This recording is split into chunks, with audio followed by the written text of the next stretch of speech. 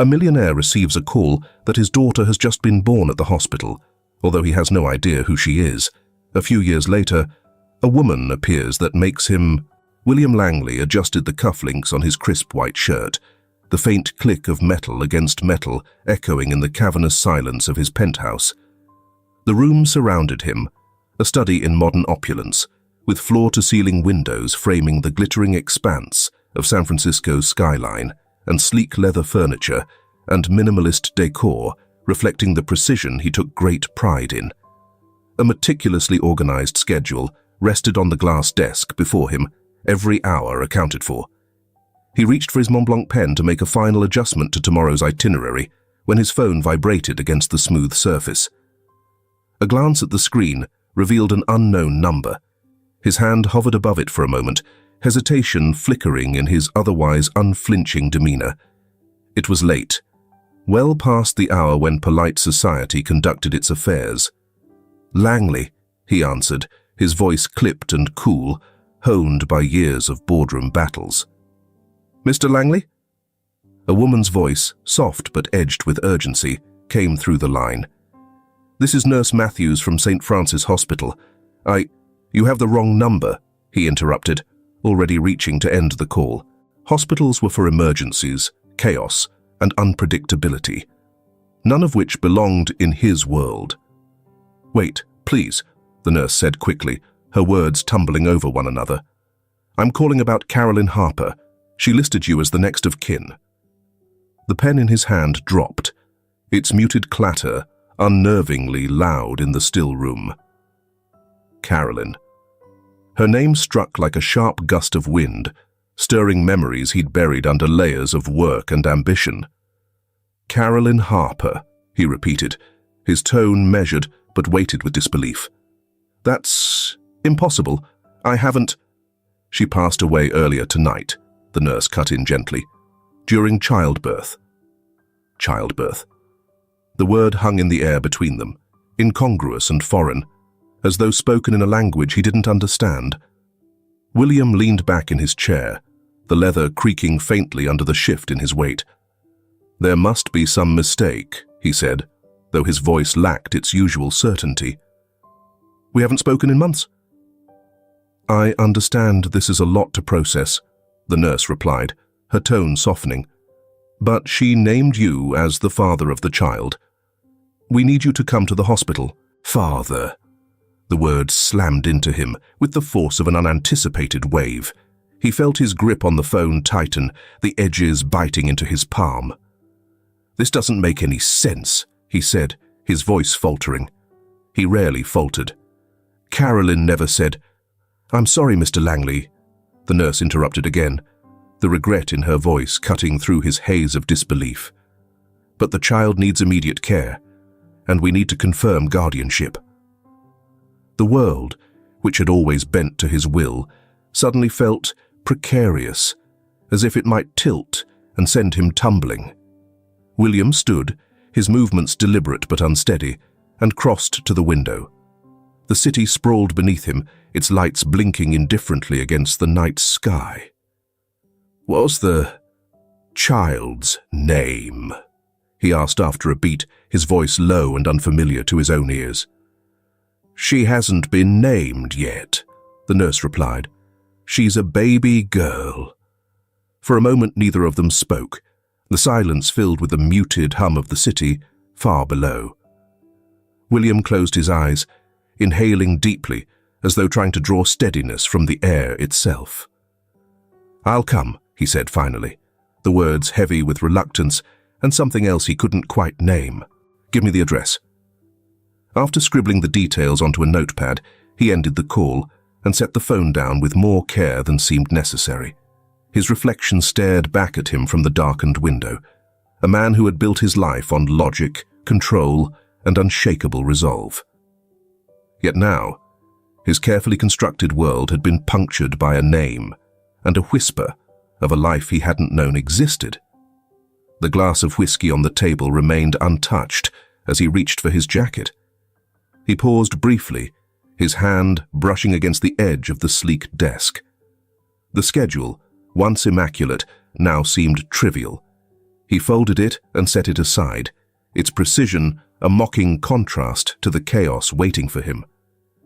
As he descended to the garage, the hum of the elevator felt unusually loud, amplifying his rising apprehension. In the silence, Carolyn's name echoed in his mind, accompanied by fragments of her laugh and her smile, things he hadn't allowed himself to think about in years. By the time he stepped into his car, his usual confidence had been replaced with an unsteady resolve. The city blurred past as he drove, the world outside moving too quickly and yet not swiftly enough. When he finally arrived at the hospital, the weight of what awaited him pressed down like the skyscrapers looming above. The fluorescent lights inside reflected off the polished floors, too bright and too sterile. William paused at the entrance, his hand lingering on the door, as though crossing the threshold would make everything irrevocably real. In that moment, the man who had built empires felt unprepared for the one thing that mattered most, the life of a child he never expected but could no longer deny. The automatic doors slid open with a sterile hiss as William stepped into the lobby of St. Francis Hospital. The air was heavy with the faint scent of disinfectant, an unnervingly clinical smell that clawed at the back of his throat. His polished Oxfords echoed against the linoleum floor, the sharp sound drawing glances from passing nurses and visitors. William's tailored coat, perfectly fitted to his lean frame, suddenly felt too tight, constricting against the pressure building in his chest. "This way, Mr. Langley," a nurse said, her voice professional but laced with sympathy. She gestured down a long corridor, her soft-soled shoes barely creating a whisper against the ground. William followed, his gaze flickering between the doors they passed. Behind each, lives hung in delicate balance, marked by the rhythmic beeping of monitors and the low murmur of voices.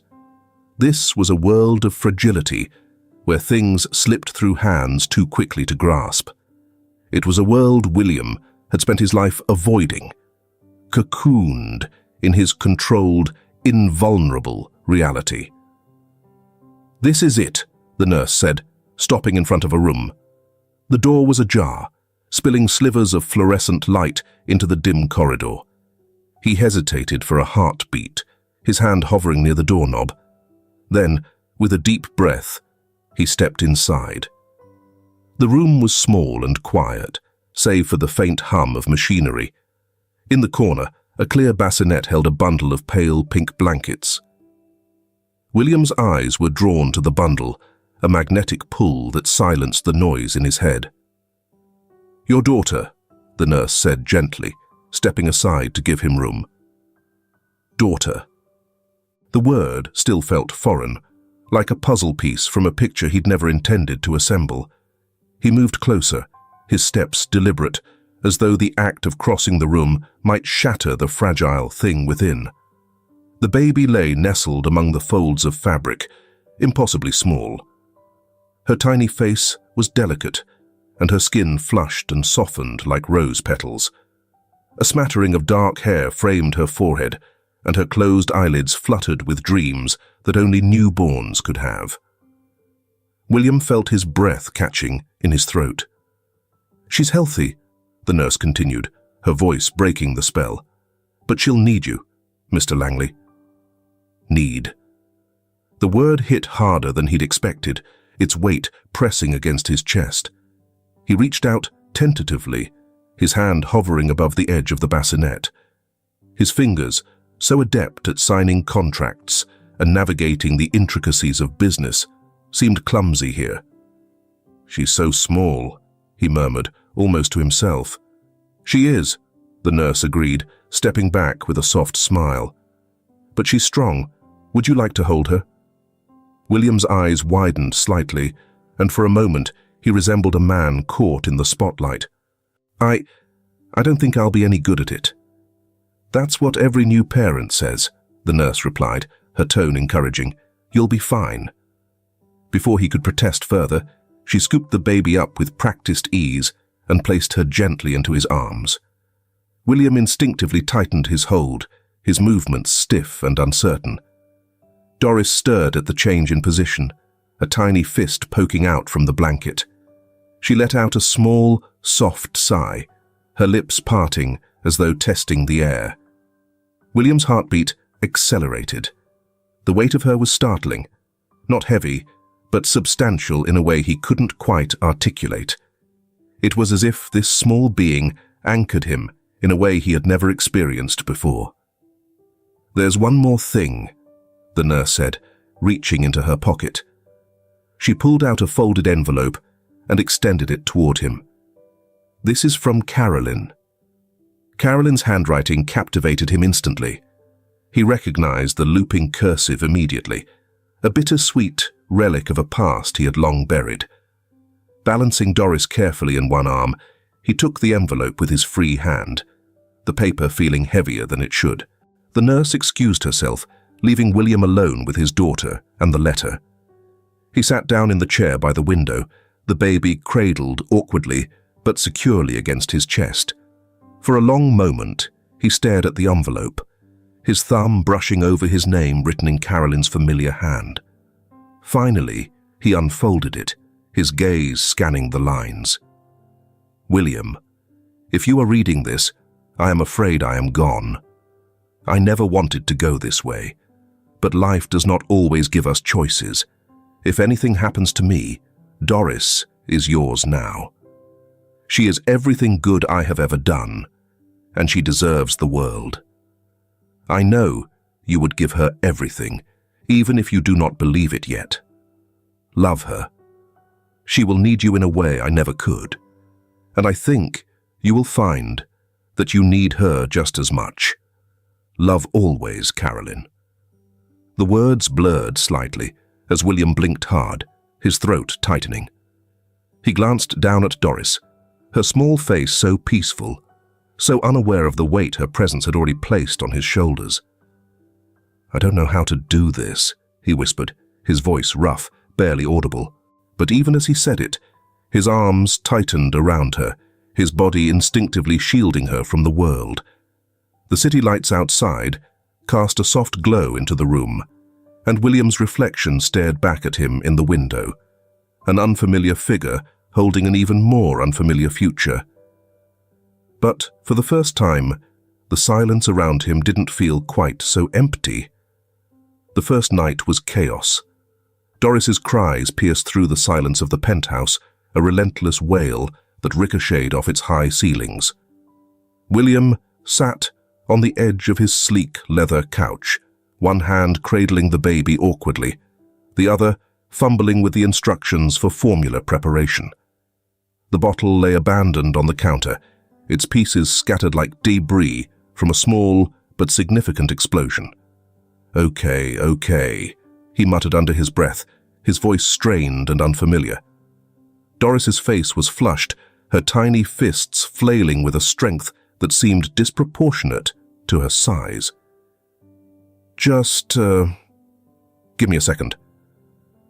The clock on the wall ticked mercilessly past 2 a.m. His tailored shirt, once pristine, was crumpled and stained with formula powder, and his tie had long since been discarded onto the kitchen floor.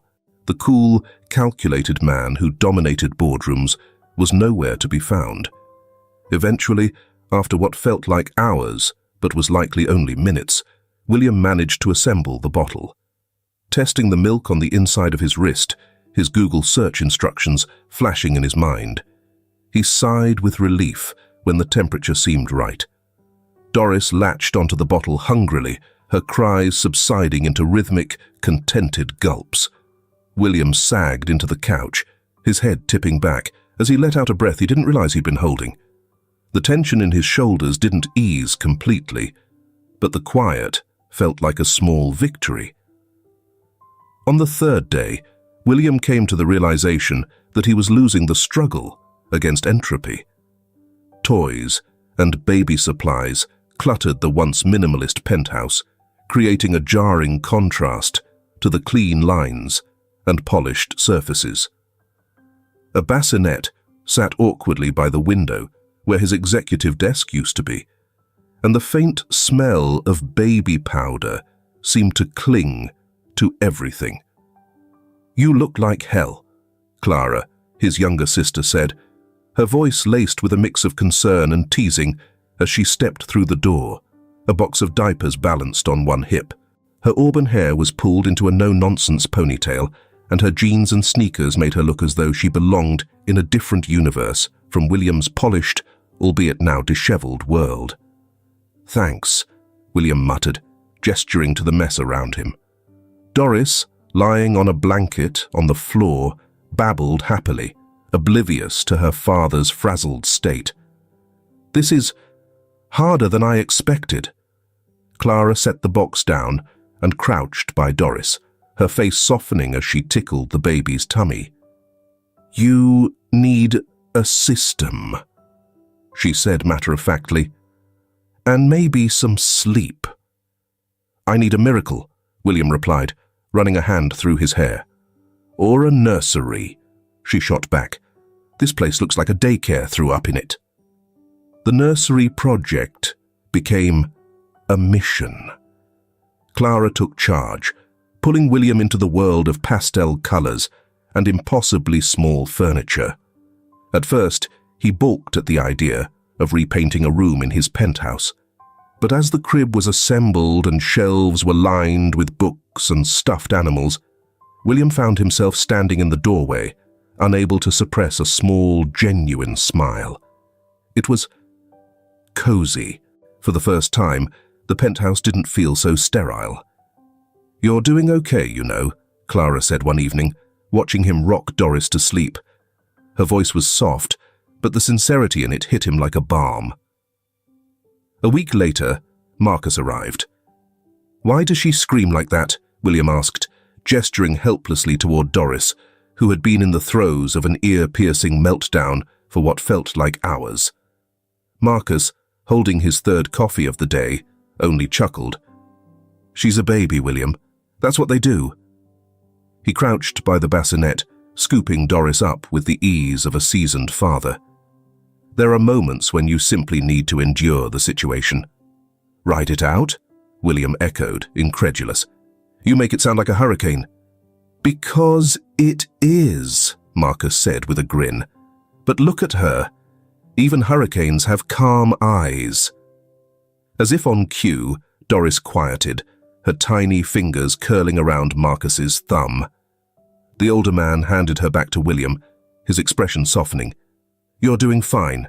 She's safe, she's fed, and she's loved. That's all that matters." In the quiet moments, when the house had settled and Doris lay asleep in his arms, William felt something begin to shift. Her small, warm weight against his chest was grounding, her tiny hand gripping his finger with surprising strength. One evening, Doris's first smile broke through the exhaustion, like sunlight piercing clouds.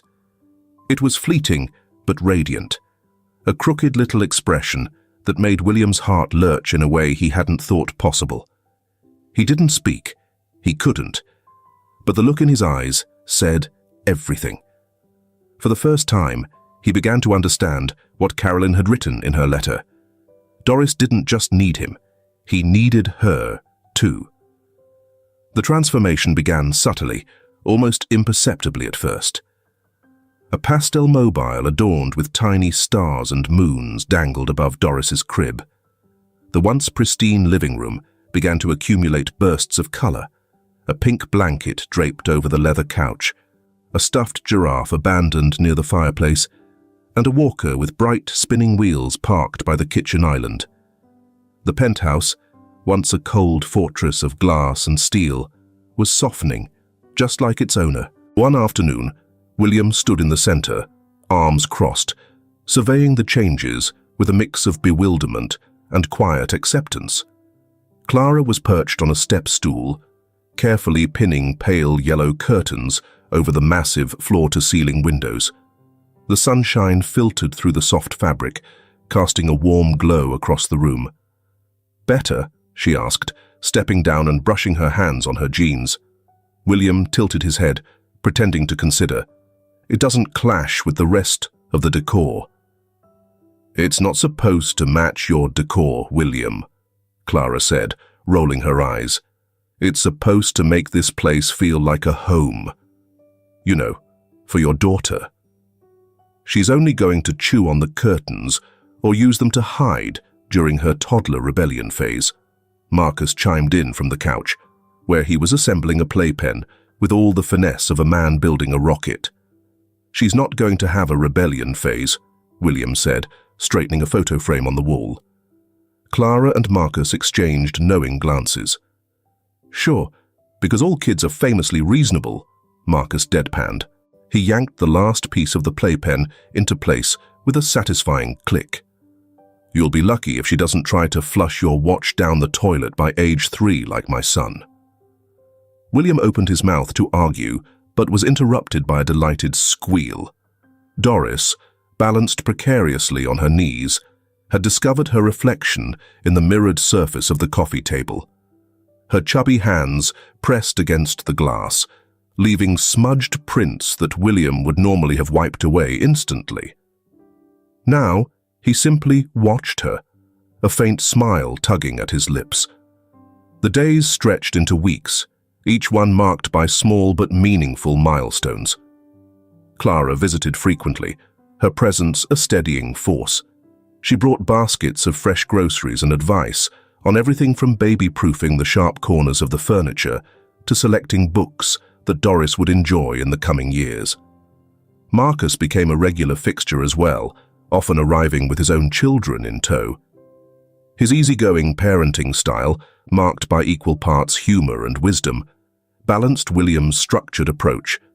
Together, they created a rhythm, a kind of harmony that felt foreign but welcome. "Parenting is a team sport," Marcus told him one evening as they sat in the nursery, assembling a bookshelf shaped like a tree. Doris babbled happily from her playmat, occasionally interrupting with a loud shriek of laughter. "I never expected to have a team," William admitted, his voice low but steady. "I've always been more of a solo player." Marcus nodded, his tone growing serious for a moment. "Life has a way of forcing us into teams, whether we're ready for them or not. You're doing better than you think." As Doris grew, so did the vibrancy of their world. Her laugh became a constant presence in the penthouse, filling every corner and softening the sharp edges of William's meticulously maintained exterior. He started spending more evenings on the living room floor, stacking blocks into precarious towers, only to watch Doris topple them with a triumphant giggle. The sight of her unbridled joy was more satisfying than any deal he had ever closed. One afternoon, William stood in the kitchen pouring himself a cup of coffee, his attention half-focused on the financial reports open on his tablet. From the living room, he heard Clara gasp. "William, come quick." The urgency in her voice sent him moving before he could think, his mind racing with worst-case scenarios.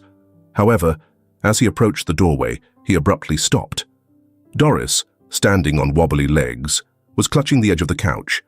Her tiny face was scrunched in concentration, and her brows furrowed in determination. With an unsteady step, she let go, her chubby arms stretching outward for balance. One step, then another. William held his breath, watching as his daughter crossed the small distance between the couch and Clara, her movements tentative, but undeniably courageous.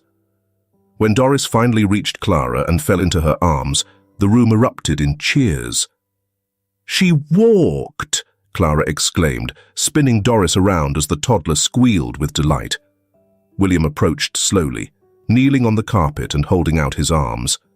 Doris turned toward him, her grin wide and proud. She tottered forward, her steps surer now, and threw herself into his chest. He wrapped his arms around her, pressing his cheek to her soft curls. "You're amazing," he whispered, his voice thick with emotion. As he held her, William felt something profound shift within him. Doris wasn't just walking. She was pulling him forward, step by step, into a life he never imagined for himself. A life filled with color, laughter, and hope.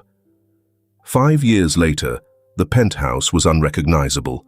It had evolved from a pristine fortress of solitude into a lively, chaotic sanctuary, its every corner filled with the vibrant presence of Doris. Crayon scribbles adorned the refrigerator, toys were scattered across plush rugs, and shelves once holding minimalist decor are now brimmed with children's books. The space reflected a life that had shifted, one that revolved entirely around her. Yet, lately, something felt off. The first sign was subtle. Doris, normally so animated, had grown unusually quiet. Her bursts of laughter were fewer, her energy waning by the day. At first, William chalked it up to teething or a mild cold. He watched as she pushed aside her favorite blocks, curling up on the couch instead, her head resting heavily on her tiny hand. "She's just tired," Clara suggested when she visited, watching Doris rub her eyes while lying against William's chest. But there was a flicker of concern in her voice, one William couldn't ignore. A week later, he noticed the bruises. Small, almost inconspicuous blotches on her pale arms and legs, the kind a toddler might get from a stumble or fall. But they appeared in places that didn't make sense, inside her elbows, along the backs of her knees. William found himself staring at the marks one night as Doris slept, her breath soft and steady in the glow of the nightlight. The yellowing bruises stood out against her delicate skin, their presence unsettling in a way he couldn't shake. His chest tightened as questions he didn't want to voice echoed in his mind. The pediatrician's office was bright and cheerful, with murals of cartoon animals painted on the walls. But William couldn't focus on the smiling giraffes or the painted blue sky. Doris sat on his lap, her small hand gripping his tie, her face pressed into his chest. "She's been very tired," William explained to the doctor, his voice calm but edged with tension. "And the bruises, they don't add up." The doctor listened, her expression growing more serious with each word. After a thorough examination and several blood tests, she excused herself, leaving William alone with Doris in the sterile room. Minutes stretched into an eternity before the door reopened. The doctor returned, her face betraying an emotion she quickly masked. She sat down across from William, clasping her hands together. "I'm afraid we've found some concerning results," she began carefully. "Doris's blood work indicates signs of leukemia." The words hit William like a physical blow. His mind stumbled, trying to make sense of what he'd just heard. "Leukemia?" he repeated, his voice barely audible over a whisper. "It's a type of blood cancer," the doctor explained gently. "It affects the bone marrow and blood cells.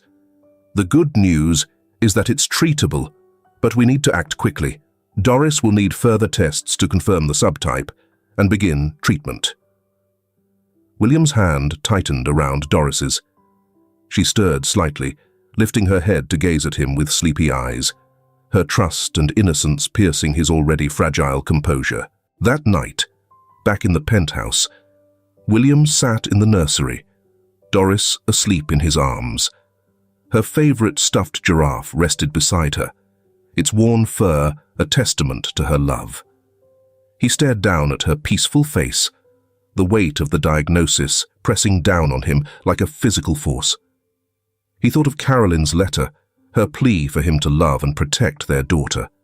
The words echoed in his mind, a bittersweet reminder of the responsibility he had vowed to shoulder. "Doris," he whispered, his voice cracking. "We'll fight this.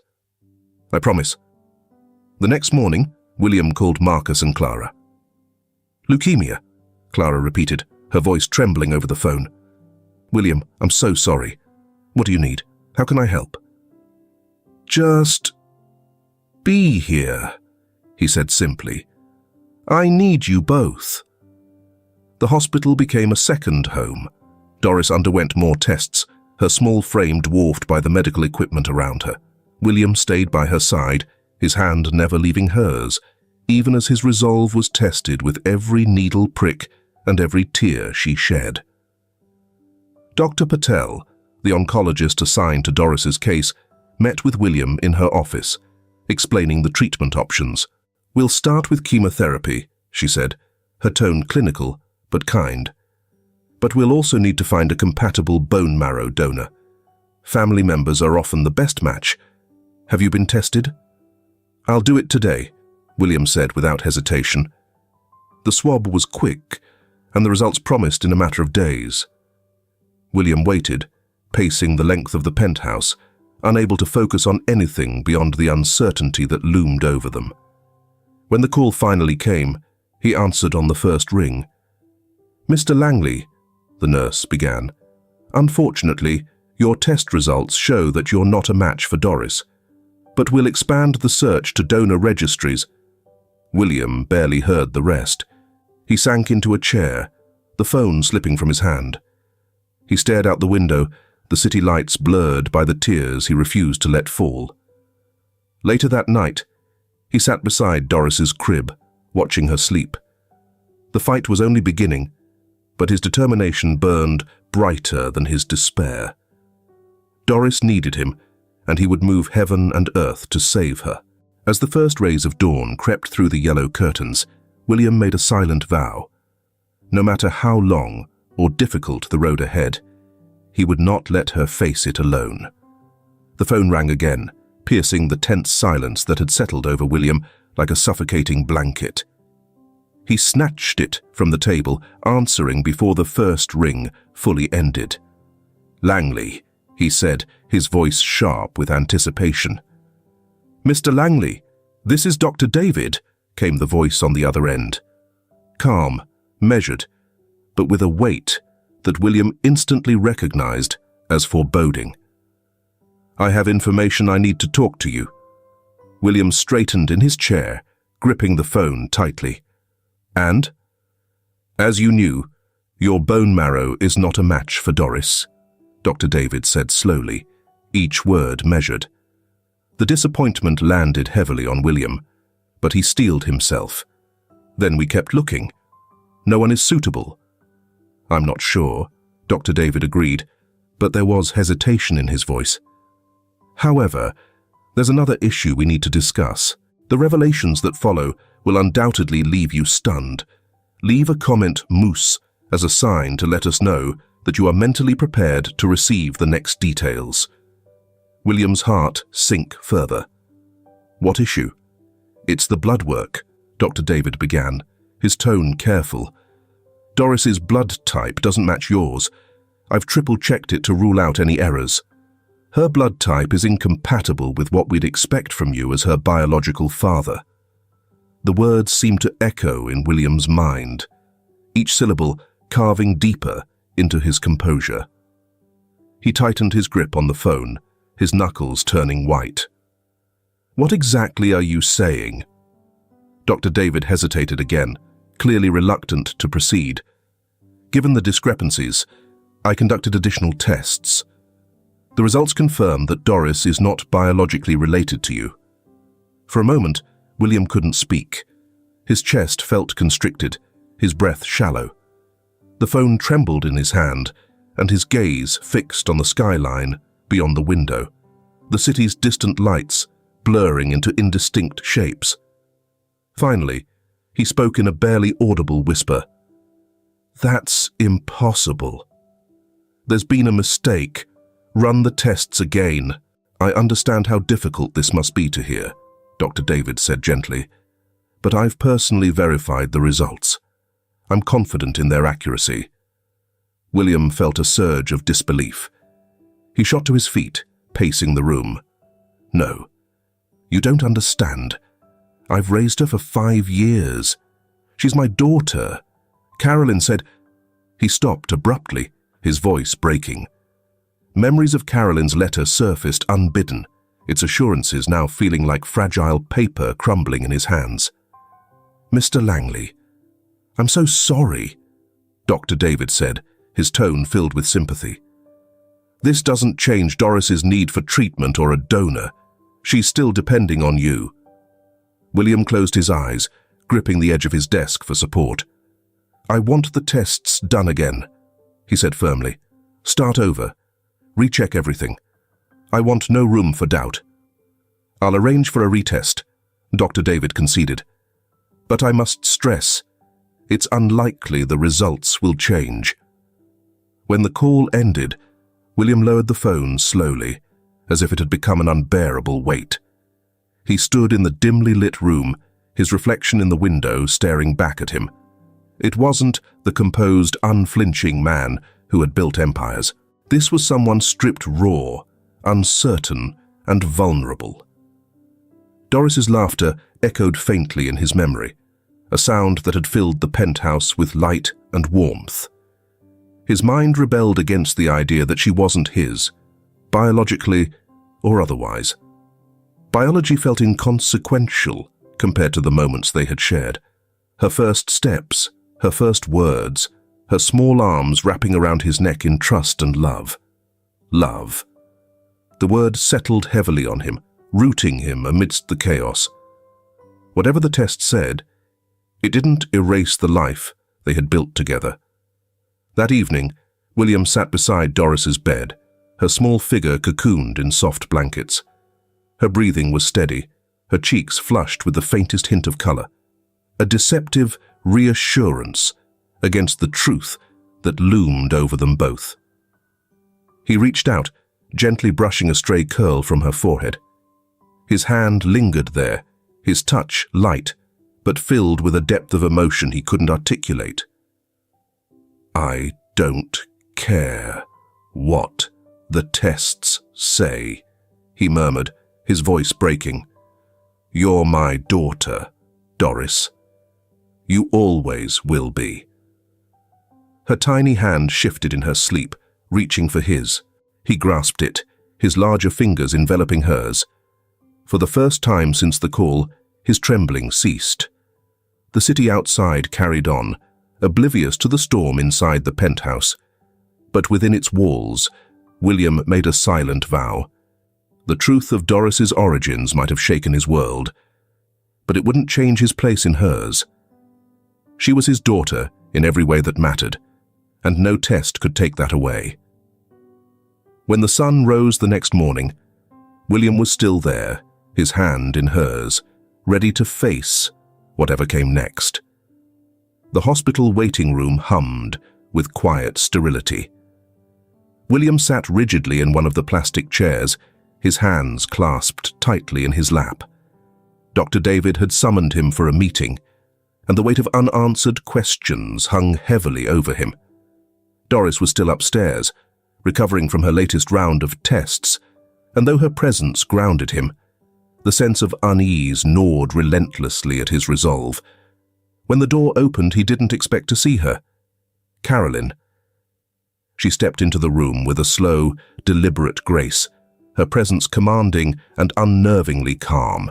Dressed in a tailored black coat and heels that clicked softly against the tile floor, she looked as though she'd walked out of another life entirely. William froze, his eyes widening, his breath catching in his throat. For a moment, time seemed to stand still. "You're alive," he said finally. The words strangled, as if his voice had to claw its way out. Carolyn smiled, a serene yet calculated expression. "It's been a long time, William." He rose slowly from his chair, his fists clenching at his sides. A long time?" The incredulity in his voice cracked, giving way to anger. "You were supposed to be dead, Carolyn, dead, and now you just walk in here." "I needed to see you," she said simply, her tone cool and controlled. "To see me?" His voice rose, his composure unraveling with each word. "You faked your death. Do you have any idea what you put me through? What you put Doris through?" Carolyn tilted her head, her expression unflinching. "I did what I had to do. What you had to do." He took a step closer, his fury barely contained. "What does that even mean? Explain." She sighed, finally dropping the pretense of calm. "I was desperate, William. At that time I was overwhelmed, both financially and emotionally. I made mistakes." Her voice softened, but there was no hint of genuine regret. "The man I was with, the one after you. He wasn't who I thought he was. He left me when he realized I had nothing to offer. By then, I was already pregnant. I was alone, broke, and scared." William stared at her, the words sinking in like jagged stones. "So you staged your death," he said bitterly. "Did you believe that abandoning your child and leaving me to handle the aftermath was the best course of action?" "I knew you'd take care of her," Carolyn replied, her tone matter of fact. "You were always dependable, William. I couldn't do it, but I knew you could." William's jaw tightened, the veins in his neck visibly straining. "You didn't know anything about me. You left me with no warning, no explanation, and no choice." "I didn't have a choice either," she shot back, her voice rising for the first time. "Do you think it was easy for me? Watching from the sidelines, knowing she was better off with you than with me?" William recoiled slightly, her words a bitter sting. "Watching? What are you talking about?" "I kept tabs," Carolyn admitted with a shrug, as though discussing something trivial. "I had to be sure she was safe." The audacity of her confession left him momentarily speechless.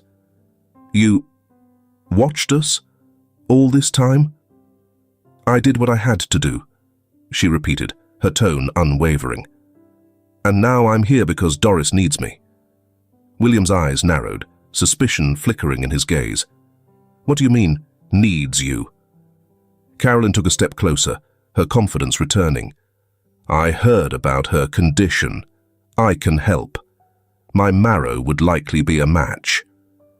The offer hung in the air, a lifeline wrapped in barbed wire. William's mind raced, the possibility of saving Doris clashing with his unrelenting fury toward the woman standing before him. "And what's the catch?" he asked coldly. Carolyn smirked faintly. "Nothing in this world comes for free, William. I'll donate, but I need something in return. Enough money to start fresh. A clean slate somewhere far away, Europe perhaps. You want money?" The disgust in his voice was palpable. "You're using your daughter's life as leverage for a payout." Carolyn didn't flinch. "Call it what you want. I call it survival. You're a businessman. You understand deals." William stared at her, his body rigid with restrained rage. For a moment, the room felt impossibly small, the weight of the decision pressing down on him, like a physical force. He looked at her, the woman he once thought he loved, and saw nothing but a stranger, a manipulative, calculated stranger. His voice was low, but filled with steel. "Fine. You'll get your money. But if you do anything to hurt Doris again, if you so much as breathe in her direction without my permission, you'll regret it." Carolyn smiled faintly, as though she'd already won. "I'll take care of her, William. That's all that matters." He stepped back, his fists still clenched, his jaw tight. "Save her," he said, his voice shaking with both fury and desperation. "That's the only reason I'm even speaking to you."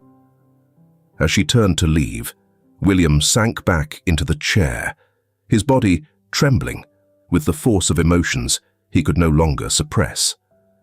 In the quiet of the waiting room, the lines of loyalty, love, and betrayal blurred, leaving him grappling with a reality he had never wanted to face. The hospital buzzed with muted urgency, its halls filled with the rhythmic shuffle of nurses and the low hum of medical equipment. William stood in the waiting area, his hands shoved deep into the pockets of his coat, shoulders hunched as if bracing against an unseen storm. Outside, rain streaked the windows, mirroring the tension coursing through him. Doris's surgery was underway, and every second stretched into an eternity. He paced the length of the waiting room, the sharp click of his shoes echoing in the sterile space. Clara sat in a corner chair, her hands wrapped around a styrofoam cup of coffee that had long since gone cold. She watched him silently, her face etched with worry. "William," she said gently, breaking the silence, "you need to sit. Pacing won't make time move faster." He paused mid-step, glancing at her with dark, tired eyes. "I can't," he said, his voice rough. "I can't just sit while she's in there." Clara sighed, setting her cup aside. She's in good hands. The doctors know what they're doing. William turned away, staring out the rain-streaked window. "I should be able to fix this," he muttered, more to himself than to her. "I fix things. That's what I do. But this, I can't do anything." The vulnerability in his voice was rare, and it struck Clara deeply. She rose from her chair and placed a hand on his arm. "You've done everything you can, Will. You've been here for her every step of the way. That's what matters." He nodded stiffly, unable to meet her gaze. Hours passed in agonizing slowness. William's composure, always his armor, began to crack. His movements were restless, crossing the room, checking his phone, rubbing his temples, but his mind remained fixed on one thought: Doris. Finally, the door to the operating room swung open, and Dr. David emerged. William was on his feet instantly, his breath catching as he searched the doctor's face for answers. "The surgery went well," Dr. David said with a reassuring smile. "Doris is stable and in recovery." The weight of the words hit William like a tidal wave, knocking the breath from his lungs. He exhaled shakily, his hand gripping the back of a nearby chair for support. "Is she okay?" he inquired, his voice barely audible above a whisper. Dr. David nodded. "She'll need time to recover, but yes, she's okay." Clara let out a relieved sigh, her hand flying to her chest. "Thank God," she murmured, tears glistening in her eyes. William closed his eyes for a moment, the tension draining from his body. When he opened them, there was a rare softness in his gaze, a quiet triumph tempered by exhaustion. "Thank you," he said to Dr. David, his voice steady but filled with emotion. "You can see her in a little while," Dr. David replied. "She'll be groggy, but she'll be happy to see you." When William finally stepped into the recovery room, Doris lay in the hospital bed, her small frame dwarfed by the medical equipment surrounding her. Her cheeks were pale, but carried a faint flush, and her breathing was slow and steady. He approached her bedside cautiously, as though afraid to disturb the fragile peace of the moment. Her eyes fluttered open, and when they focused on him, a small, tired smile tugged at her lips. "Daddy," she murmured, her voice barely audible. "I'm here," he said softly, sitting down beside her and taking her hand in his. "I'm not going anywhere." Doris's grip was weak, but the trust in her eyes was unshakable. William leaned forward, pressing a gentle kiss to her forehead. For the first time in weeks, the storm within him started to subside. Later, as the rain outside slowed to a drizzle, Carolyn appeared in the doorway. Her face was calm, but her sharp eyes betrayed the calculations running through her mind. She stepped into the room, her heels clicking softly against the floor. "Is she okay?" she asked, her tone neutral. "She's recovering," William replied curtly, not bothering to look at her. Carolyn hesitated, her confidence faltering slightly. "I'll be leaving now," she said after a moment. "I've fulfilled my part of the deal." William finally turned to face her, his expression cold and unreadable. "Good," he said simply. As Carolyn turned to leave, she paused in the doorway, glancing back at Doris. For a brief moment, something flickered across her face. Regret, perhaps, or the faintest shadow of maternal instinct. But it was gone as quickly as it appeared. She walked away, her silhouette disappearing down the dimly lit hall. Outside, the rain picked up again, the sound filling the empty space she left behind. William stayed by Doris's bedside, his focus unwavering. Carolyn's departure was a loose thread in a tapestry he wasn't ready to unravel. For now, all that mattered was the steady rise and fall of Doris's chest, and the hope that, against all odds, she would be okay. The airport loomed ahead, its bright lights cutting through the night as Carolyn sat in the back seat of a sleek black car. Rain streaked the windows, distorting the neon signs and tail lights into a blur of color. She clutched a designer handbag on her lap, its weight a silent reminder of the deal she had struck with William. Her flight to Paris awaited, a ticket to a new life and freedom from her past. The driver's voice broke the silence. "We'll be there in 10 minutes, ma'am." Carolyn didn't respond, her gaze fixed on the streaks of water racing each other down the glass. Her mind churned with conflicting emotions: relief at escaping the chaos, unease at leaving everything behind, and a nagging sense of guilt she refused to name. The car turned onto the highway, picking up speed. Carolyn shifted in her seat, her unease growing with every passing second. Her hand moved instinctively to her phone, scrolling through photos of Doris that she had secretly saved, moments she had never been part of but had watched from a distance. Before she could dwell on the images, the driver cursed under his breath. Carolyn glanced up in time to see a truck veering into their lane. The car swerved violently, tires screeching against the wet asphalt. Her scream pierced the night as the world spun around her in a cacophony of shattering glass and twisting metal. The hospital room was sterile and suffocatingly bright. Carolyn's eyes fluttered open, her vision swimming as she tried to focus on the ceiling tiles above her. Pain radiated through her body, sharp and relentless, but something deeper. A void she couldn't yet name gnawed at her. A nurse appeared at her side, speaking in soft, measured tones. "Ms. Harper, you've been in an accident. You're in the hospital now. You're safe." "Safe?" Carolyn croaked, her voice barely audible. Her throat felt raw, her body foreign. She tried to move, but her legs, they didn't respond. Panic surged. Why can't I feel my legs?" she rasped, her breath quickening. The nurse hesitated, her professional mask faltering. "You suffered severe injuries.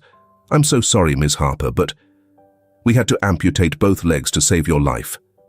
The words struck her with a powerful impact. Carolyn's breath hitched, her chest tightening as the reality sank in. "No," she whispered, shaking her head weakly. "No, that's not possible." Her hands clawed at the sheets, searching for sensation, searching for proof that this nightmare wasn't real. But there was nothing, just emptiness.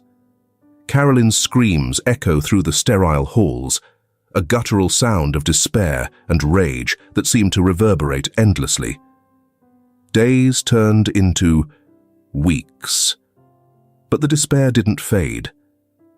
Carolyn lay in her hospital bed, her once impeccable appearance replaced by hollow cheeks and unkempt hair. The vibrant woman who had walked into William's life with such confidence was now a shadow of herself. Visitors came and went, lawyers, insurance representatives, but she barely registered them. The world outside her window felt like another planet, one she could no longer reach. The psychiatrist assigned to her case spoke in gentle tones, but Carolyn didn't respond. She stared blankly ahead, lost in the labyrinth of her own mind. William learned of the accident a week later. He sat at his desk, the report from the hospital resting in his hands. His expression was unreadable as he read the details, the crash, the amputation, Carolyn's spiraling mental state. "Will," Clara said softly from across the room, "what are you going to do?" He exhaled slowly, setting the papers aside. "Nothing." Clara frowned. "Nothing? She's Doris's mother. Don't you think she made her choices, William interrupted, his tone firm but devoid of malice. And now I'm making mine. Doris doesn't need to know about this. She doesn't need to know about Carolyn at all. Clara hesitated, then nodded. You're protecting her. I'm preserving her innocence, William said, his voice softening. Doris deserves a childhood free of this chaos. She's been through enough. Carolyn's spiral continued, her despair morphing into erratic behavior that eventually led to her admission to a psychiatric facility. The once calculated manipulator was now a woman lost in her own torment, her mind fractured by guilt, loss, and the weight of her actions. William, meanwhile, focused on Doris. The little girl's recovery was slow but steady, her resilience a constant source of awe and inspiration. The penthouse, filled once again with laughter and light, became a sanctuary, a place where the shadows of the past could not reach. As the months passed, Carolyn faded into the background of William's thoughts, a chapter closed, but not forgotten. He carried the weight of her choices, but he refused to let them define Doris's future. One evening, as he tucked Doris into bed, she looked up at him with her wide, trusting eyes. "Daddy, will everything be okay now?" William smiled, brushing a strand of hair from her face. "Yes, sweetheart," he said softly. "Everything will be okay." And in that moment, as Doris drifted off to sleep, William silently vowed to keep that promise, for her, for their future, and for the life they had built together. The morning light filtered through the pale yellow curtains, casting soft patterns on the walls of the penthouse. The once sterile and sleek apartment now hummed with warmth and life. Toys lay scattered on the plush rug, an open book rested on the coffee table, and faint giggles echoed from the nursery. Doris was recovering, and the house reflected the slow return of joy. William sat at the kitchen table, his laptop open, but ignored. Instead, his eyes followed Doris as she toddled around the living room, her tiny hands clutching a stuffed giraffe. Her steps were still unsteady, but her laughter carried the kind of resilience that only children seem to possess. "Daddy, look," Doris squeezed, holding the giraffe up triumphantly. "I see," William said, his voice tinged with amusement. "Giraffe is looking very brave today." Doris beamed, her cheeks flushed with health he hadn't seen in weeks. Her recovery wasn't just physical. It was as though the light inside her had been reignited. And William found himself leaning on that brightness more than he cared to admit. Evenings had taken on a new rhythm. Clara and Marcus visited regularly, their presence filling the penthouse with a warmth that had once seemed impossible. One night, the four of them gathered around the dining table, plates of Clara's homemade lasagna steaming before them. "Marcus," Clara said, nudging him playfully with her elbow, "you're hogging all the bread." "I need the carbs," Marcus protested, feigning indignation. "I have kids to chase around, remember." "Uncle Marcus," Doris piped up, her voice sweet and curious. "Do you run really fast?" Marcus grinned at her, leaning closer. "Like the wind, kiddo. You should see me." Doris giggled, her laughter a sound that made William's chest tighten, not with sadness, but with something closer to gratitude. He glanced at Clara, who caught his eye and smiled. "This is nice," she said softly, her voice almost drowned out by Doris and Marcus's playful banter. William nodded, his lips curving into a rare, genuine smile. "Yeah, it is." In the quiet moments after Doris had been tucked into bed, William often found himself reflecting. He would sit in the living room, a glass of wine in hand, and let the memories wash over him, some painful, others bittersweet. He thought of the man he had been before Doris entered his life, cold, driven, and entirely consumed by work. Back then, the penthouse had been a fortress, a place where he could retreat from the world. Now, it was unrecognizable, just like him. The journey hadn't been easy. Doris's illness, the revelation about her parentage, and Carolyn's reappearance had shaken the foundations of everything he thought he knew. But through it all, one truth remained steadfast. Doris was his daughter, not by blood, but by the bond they had built together. He had sacrificed much, his time, his carefully constructed world, but he didn't regret a single moment. Doris had taught him what it meant to love selflessly and to prioritize someone else above all else. One sunny afternoon, William and Doris sat on the floor of the nursery, the colorful blocks of a half-built tower scattered between them. Doris's concentration was fierce as she placed a block carefully atop the precarious structure. "Almost there," William said, his tone light. "Just one more." Doris stuck out her tongue in focus, carefully balancing the final block before stepping back with a triumphant clap. "I did it, Daddy." "You did," William said, grinning. "That's impressive work." Doris crawled into his lap, her tiny arms wrapping around his neck. "I love you, Daddy," she said simply. William froze, the weight of her words settling over him. Slowly, he tightened his arms around her, pressing a kiss to the top of her head. "I love you too, sweetheart," he whispered, his voice thick with emotion. As the days turned into weeks, the penthouse became a haven for laughter and growth. Clara's visits brought warmth and wisdom.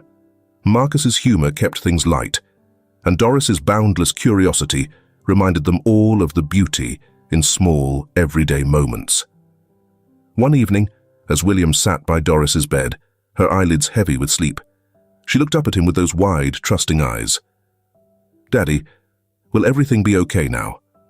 William smiled, brushing a strand of hair from her face. "Yes, sweetheart," he said softly. "Everything will be okay." And in that moment, as Doris drifted off to sleep, William knew he was ready to move forward. The shadows of the past might linger, but they no longer held power over him. Doris's laughter, her resilience, her love, they were all he needed to face whatever came next. With a deep breath, William rose and stepped into the living room, where the evening light painted the walls in soft golden hues. Life, though imperfect, was beautiful. And for the first time in years, William allowed himself to believe that everything truly would be okay. The penthouse was alive with the sounds of celebration. Balloons in every color floated near the ceiling, their strings curling like ribbons over the furniture. A happy birthday banner stretched across the living room, its glitter catching the light from the late afternoon sun. Doris's laughter rang out bright and infectious as she spun in circles with her friends, her pigtails bouncing with every step. Clara stood in the kitchen, overseeing the final touches on the spread. A cake shaped like a giraffe, Doris's favorite, platters of sandwiches, and bowls of brightly colored candies. Marcus entered, balancing a stack of plates in one hand while keeping his energetic son in check with the other. "Slow down, kid," Marcus chuckled as his son darted toward the candy bowl. "You'll crash before we even get to the cake." "Daddy, I want to see the giraffe cake," the boy protested, tugging on Marcus's arm. "All in good time," Clara said with a laugh, handing the boy a small cookie to tide him over. She glanced at Marcus, a teasing smile on her lips. "You have a lot on your plate," Marcus grinned, and wouldn't have it any other way. William watched the scene from the doorway of the nursery, his arms crossed, a soft smile tugging at the corners of his mouth. Doris was showing her friends her favorite toys, her voice animated as she explained the adventures of her stuffed giraffe. For a moment, he let himself step back and take it all in. The warmth, the joy. It was a stark contrast to the cold, hollow space this penthouse had once been. Every corner of the room seemed to echo with life, with purpose, and with a love he had once doubted he could feel. "Will," Clara called, waving him over. "You're not going to hide out in the nursery all afternoon, are you? Come help us light the candles." The group gathered around the dining table, Doris front and center, as the giraffe cake was placed before her. She gasped, her hands flying to her cheeks. "It's perfect!" she exclaimed, her eyes wide with wonder. Clara lit the candles, and the group began to sing, their voices slightly off-key, but filled with enthusiasm. William stood behind Doris, his hands resting on her shoulders, the warmth of her happiness radiating through him. "Make a wish, sweetheart," he said softly, as the song ended. Doris closed her eyes, her small face scrunched in concentration. Then, with a deep breath, she blew out the candles, the room erupting in cheers and applause. As the party wound down, Clara and Marcus helped clean up while the children played in the living room. Marcus's wife joined in, corralling the little ones with practiced ease. William stood by the window, watching Doris through the glass doors as she explored the sunlit garden. The golden light bathed her in a glow, her laughter carrying faintly through the open door. Clara approached, nudging him gently. "She's happy, Will. Really happy." He nodded, his gaze never leaving Doris. "She deserves to be. You've done an incredible job," Clara added. "She's lucky to have you." "I'm the lucky one," William said quietly, his voice filled with emotion. Later that evening, after the guests had gone and the penthouse was quiet once more, William found himself sitting on the garden bench, watching Doris chase fireflies under the fading light of dusk. She ran toward him, her laughter bubbling as she held her hands out to show him the glow of a captured firefly. "Look, Daddy, isn't it pretty?" "It is," he agreed, smiling as she climbed onto the bench beside him. "Do you think it's happy in my hands?" she asked, her voice soft with curiosity. William reached out, gently guiding her hands open. The firefly took flight, its glow fading as it disappeared into the night. "Sometimes, the best way to make something happy is to let it be free."